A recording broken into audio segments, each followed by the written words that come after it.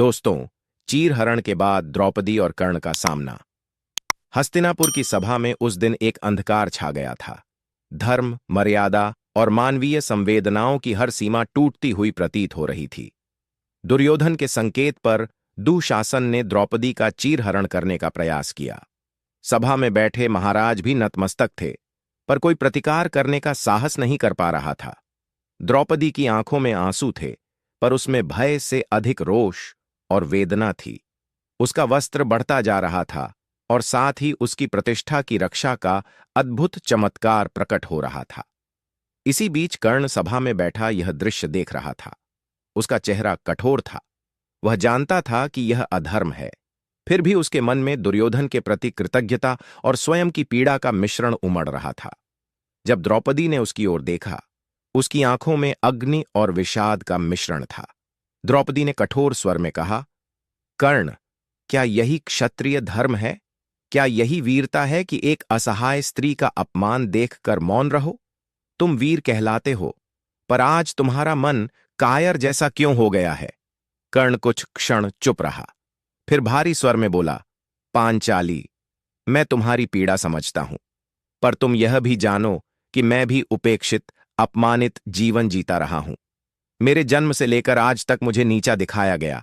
दुर्योधन ने ही मुझे सम्मान दिया, स्थान दिया। आज मैं उसका साथ छोड़ दूं? क्या यही धर्म है? द्रौपदी की आंखें और तेज हो गईं। सम्मान दूसरों की पीड़ा पर खड़ा हो तो वह सम्मान नहीं, अभिशाप होता है। जो धर्म के विरुद्ध खड़ा हो, उसका साथ देना अधर्म है। क्या तुम्हारी वीरता इतनी दुर्बल है कि वह अन्याय के सामने झुक जाए? कर्ण का चेहरा तन गया। उसमें संघर्ष स्पष्ट था। एक ओर मित्रता और कृतज्ञता, दूसरी ओर सत्य और धर्म। परंतु वह बोला, भाग्य ने मुझे यही स्थान दिया है, मैं इसे छोड़ नहीं सकता। जो भी हो, आज मैं अपने मित्र के साथ हूं। भाग्य जो भी लिखे वही स्वीकार करूंगा। द्रौपदी की आंखों में आंसू थे, पर स्वर दृढ़।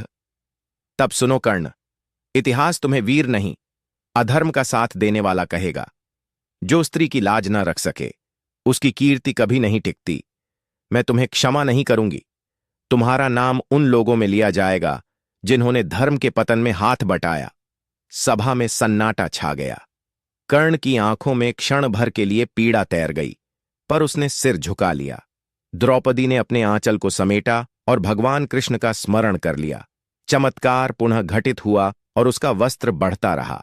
सभा में बैठे महाराज भी लज्जित थे, परंतु कर्ण का मन भीतर से जल रहा था। सम्मान, मित्रता, धर्म और भाग्य के बीच बंटा हुआ। यह सामना केवल शब्दों का नहीं, आत्मा का था। द्रौपदी की आत्मा धर्म की पुकार थी और कर्ण की आत्मा कृतज्ञता तथा अपमान का बोझ।